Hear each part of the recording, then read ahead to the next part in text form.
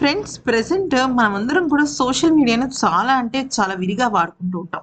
ముఖ్యంగా చెప్పాలి అంటే మన వృత్తి, వ్యాపారాలకు సంబంధించి ఎన్నో విషయాలను మనం షేర్ చేసుకుంటూ ఉంటాం. అలాగే మన జీవితంలో ఒక భాగం అయిపోయింది. కానీ అదే తీవ్రవాదానికి కూడా దారి తీసిందని చెప్పొచ్చు. అది ఎలాగా అంటే పాకిస్తాన్ ఉగ్రవాద సంస్థ జైషే మహమ్మద్‌తో సంబంధాలున్న తీవ్రవాద వైద్యుల టెలిగ్రామ్ గ్రూప్‌లోని సభ్యుడైన ఈ ఉమర్ అనే వ్యక్తి ఈ ఢిల్లీ పేలుడుకు ప్రధాన పాత్రధారని మనకందరికీ తెలిసింది.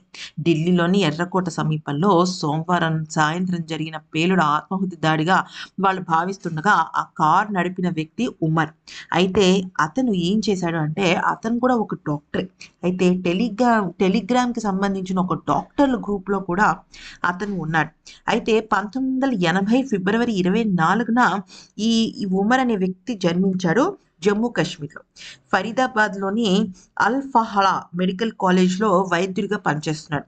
ఫ్రెండ్స్ ఈ మెడికల్ కాలేజ్ అనేదే పూర్తి స్థాయి ఈ ఒక్క ఉగ్రవాదానికి ఒక ప్లేస్, ఒక హ్యాంగ్ ఔట్ ప్లేస్ అని చెప్పొచ్చు. ఫ్రెండ్స్ సాధారణంగా మన భారతదేశంలోనే కాదు ప్రపంచంలో డాక్టర్ అంటేనే మనం చెప్పుకున్నట్టయితే దేవుడు తర్వాత దేవుడుగా భావించేది వైద్యుడిని. కానీ పాకిస్తాన్‌లో మాత్రం వైద్యానికి అలాగే వైద్యుడికి ఒక కొత్త డెఫినిషన్ ఉంది. అయితే వాళ్ళు ప్రాణాలు పోసే డాక్టర్లు కాదు. ప్రాణాలు తీసే దుర్మార్గులు. ఇటువంటి వాళ్ళని ఎలాగా చంపాలి అంటే మాటలతో నాకు రావటం లేదు. అయితే ఫరీదాబాద్‌లోని ఈ మెడికల్ కాలేజ్ వైద్యుడిగానే పనిచేస్తున్నారు. ఇక్కడ మ్యాటర్ ఏంటంటే ఈ మెడికల్ కాలేజ్‌లో పనిచేసిన వెధవలందరూ కూడా ఇటువంటి ఉగ్రవాదానికే పాల్పడ్డారనమాట.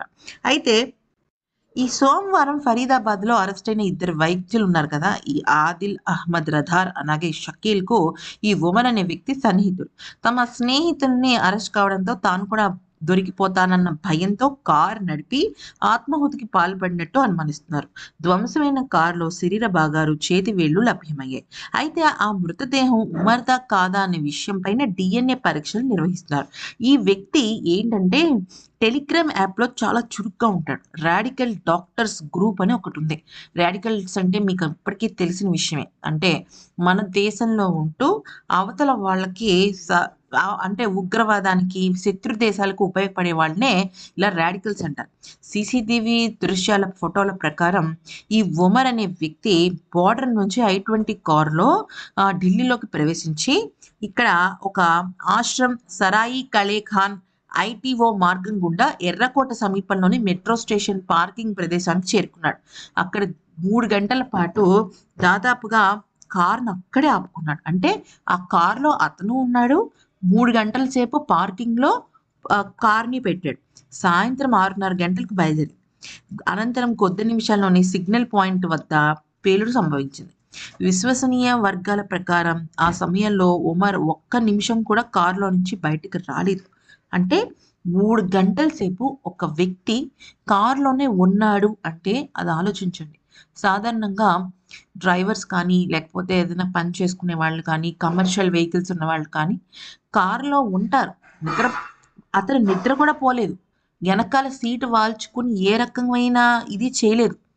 మాస్క్ చుట్టేసుకున్నాడు. అద్దాలు వేసేసుకున్నాడు. కేవలం కొద్దిపాటి గాలి రావడం కోసం తను కొద్దిగా కారు అద్దాల్ని ఒక సూది మొనంత కారు తెరుచుకున్నాడు.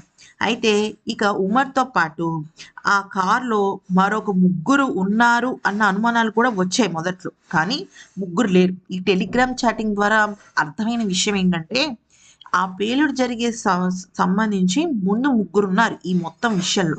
వాళ్ళు పట్టుబడిపోవడంతోనే వీడికి భయమేసిందనమాట.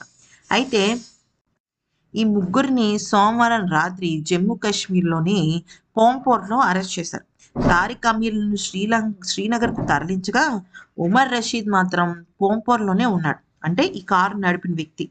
ఈ కారును ఉమర్ మహమ్మద్‌కు అమీర్‌కి ఇచ్చినట్టు విచారణ వెల్లడైంది.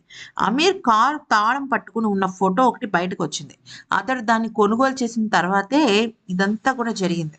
అమీర్ తండ్రి ఇక్కడ అమీర్ తండ్రి కూడా కీలకమైన భాగమే. రషీద్ మీర్‌కు ఒక ప్లంబర్. అంటే ఇక్కడ మీరు గమనించండి. ఏ రకంగా డాట్స్ కలుస్తున్నాయనేది మీరు అర్థం చేసుకోవాలి ఇక్కడ. ఇక్కడ ఒకడు ప్లంబర్, ఒకడు డాక్టర్, వాళ్ళిద్దరికి మధ్య సంబంధం ఉంది. వీళ్ళందరూ ఎక్కడ కలుసుకుంటున్నారు? టెలిగ్రామ్ యాప్లో. ఫ్రెండ్స్, మనం గమనించినట్టయితే సోషల్ మీడియాలో చాలా అంటే చాలా కట్టుదిట్టమైన ఎన్క్రిప్టెడ్ డేటా ఉంటుంది.